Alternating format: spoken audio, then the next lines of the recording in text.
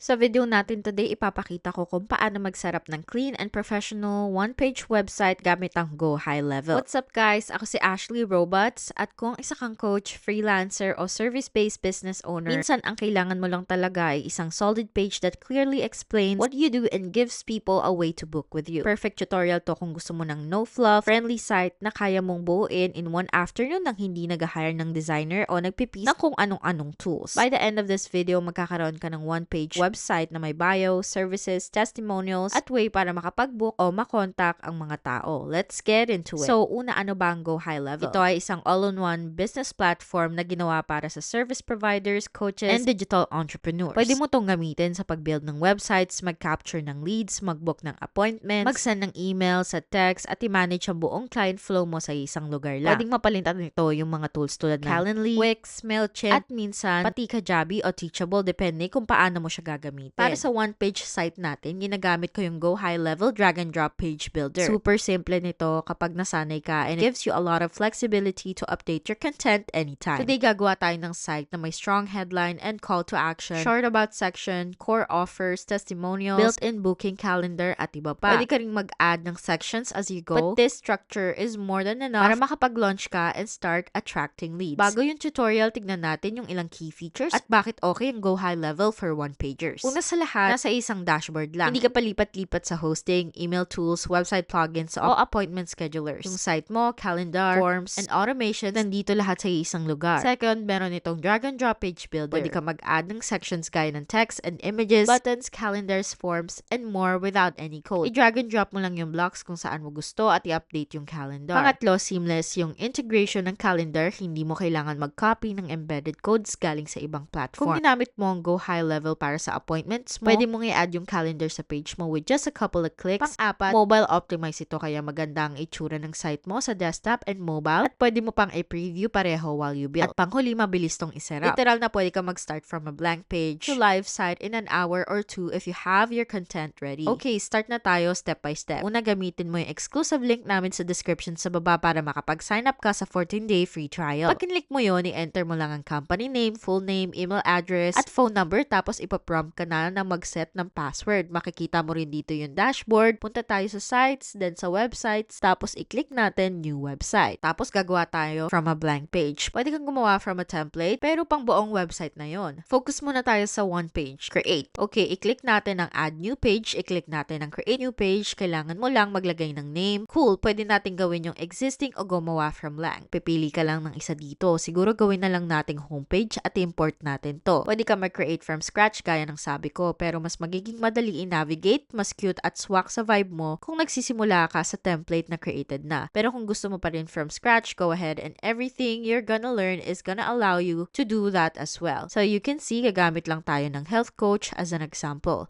I-add mo yung hero section if wala pa, nandito na siya ngayon. Ito yung very top section of your site na unang makikita ng visitors. Kung hindi mo gusto to, for example, pwede mong i-edit yung picture. Dito sa picture, palitan mo lang yung image. Kung gusto mong i-adjust yung text, pwede mong baguhin yung typography dito. Pwede mong i-change ang font size, weight, at iba pa. Pero kung gusto mong magsimula from scratch, pwede ka mag-click dito tapos mag-add ng pre-built section. Kung meron na dito, may iba't ibang options din sila or pwede ka mag-add ng blank section. I-drag lang tapos maglagay ng isang column tapos background, palitan mo yung image para mag-match katulad nito. Gusto kong ipakita sa inyo as an example, kaya iwan natin to dito. Tapos next step is mag-add tayo ng book an appointment. So makikita mo nandito yung button. Kung wala pa, pwede kang pumunta dito, piliin yung button tapos i-drag dito. Tapos, dito natin i-edit. Ang daming pwedeng gawin na automation sa Go High Level pero pwede nang diretso itong mag-lead sa book a call. So, lalabas na yung calendar mo and availability or it could be maybe to an application or something like that. So, ulit, however your business works, you'd want to do that. Pero dito, makikita mo yung text. Pwede mong ilagay like, book a free strategy call. Tapos, itong page, pwede mong iset na go to next page, open pop-up, website URL, download file, at iba pa, depende sa gusto mong gawin nila after. Background color, etc. You can change everything here. Next is mag-add ng short about your section. Kung magsa-start tayo from scratch, mag-add tayo ng section full width. Tapos, pwede maglagay ng typography at iba pa dito. Pero since nandito na siya, dito ka na maglalagay ng ilang words about about yourself at pwede ka magsulat ng short 2 or 3 paragraphs sa About You section na nag-explain who you are, what you do, and why you do it. Make it really personal, pero dapat clear. Huwag masyadong mag-list ng credentials. Mas okay na i-focus kung paano makakatulong sa clients mo. Kung may sarili kang big transformation yourself and that kind of led you to work with clients in this way, na usually ganun din ang ginagawa ng ibang coaches, mas maganda kung i-share mo yon para mas makilala ka ng mas personal. Sa dulo ng section, maglagay ka ulit ng CTA, pwedeng book free strategy call, get an appointment, apply here, whatever is it that you want to do.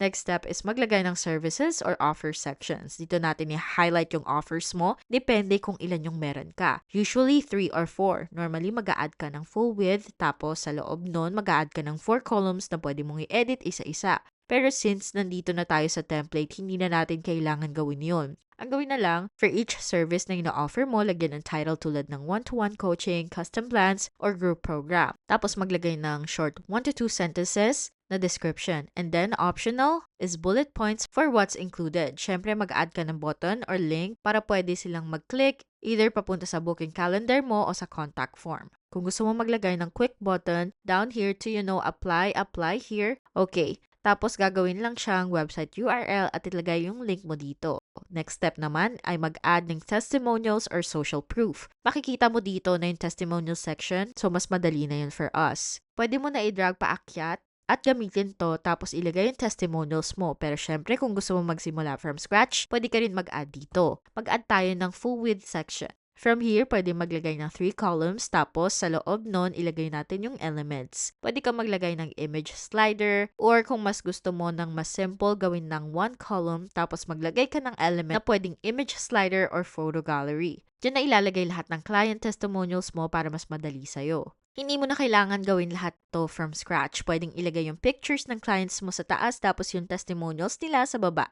Mas okay kung simple lang at hindi ka na mahirapan. Ang maganda sa Go High Level at sa website builder nila, madaling gamitin kasi ang daming pre-made na pwede mong i-edit. Kaya don't feel like you need to start everything from scratch. Pwede ka rin maglagay ng simple contact form. Ang kailangan mo lang gawin ay i-click yung form pag okay lahat at aligned na, pero dapat meron ka ng na-build na form bago ilagay dito. Kung meron ka ng application form, pwede rin i-embed diretso dito. Alam ko hindi to ganun ka-cute tignan ngayon, pero at least nakikita mo na kung paano mag-add ng form. Yung last step is i-tweak yung style setting mo. Siguraduhin mo na okay yung fonts, brand colors, button styles, at pacing ng sections. You really want to make sure it encapsulates your vibe, your aesthetic, and your brand voice. Linawin mo na lahat ng gusto mong isulat, then go in and edit everything. Check mo rin kung maganda yung website, hindi lang sa desktop, kundi pati sa mobile. Kasi halos lahat sa mobile na nag-o-open. Pag okay na, i-click mo lang yung publish at live na yung site mo.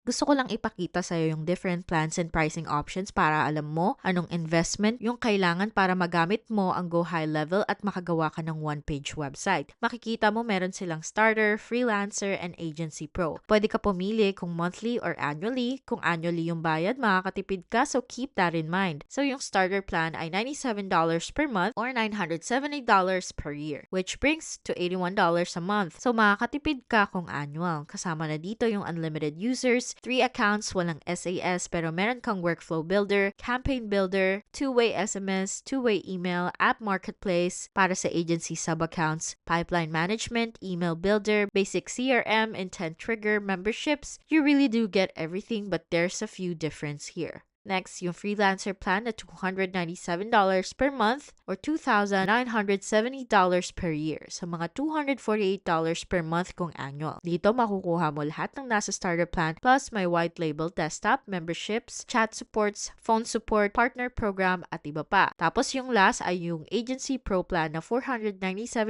per month or $4,970 per year sa mga $414 per month kung annual. Sa agency pro plan, lahat ng meron sa freelancer plan kasama na rin, pero may dagdag pa like SAS mode, custom objects, email, phone, text, rebuilding, split testing, agency reporting, AI conversational bot, and more. Pero syempre, pwede ka magsimula ng free trial. Try mo na yung starter plan. Tapos kapag kailangan mo na ng mas maraming features, mag-upgrade lang. Kung gusto mo nga explore yung Go High Level at magsimula sa free trial, andyan yung link sa description for you. Kung isa kang service provider na gusto mong magmukhang legit online but keep things simple, Go High Level is such such a great way to build a site na hindi lang maganda tignan, but actually functions as part of your business. Hindi lang basta maganda yung page, kailangan mo ng page na nagbubook ng calls, kumukuha ng leads, at pinapadali yung process mo. Yung one-page setup na to sapat na para makapag-launch ka, attract clients, and start selling your offers. Isa sa pinakagusto ko sa Go High Level ay kung gaano siya kasimple at kadaling gamitin. Ang dami ko nang na-try na systems at platforms na all-in-one and they are so clunky, but truly, Go High Level is one that everything just works smoothly, efficient, and user-friendly. Kung nakatulong sa iyo ang tutorial na to, huwag kalimutan mag-like and mag-subscribe at mag-iwan ng comments or questions below kasi gusto naming makarinig mula sa inyo. Ang channel na to ay dedicated to helping you build simple, effective website and learn the tools that make running an online business easier without the overwhelm. Maraming salamat sa panonood at kita-kits sa susunod na video.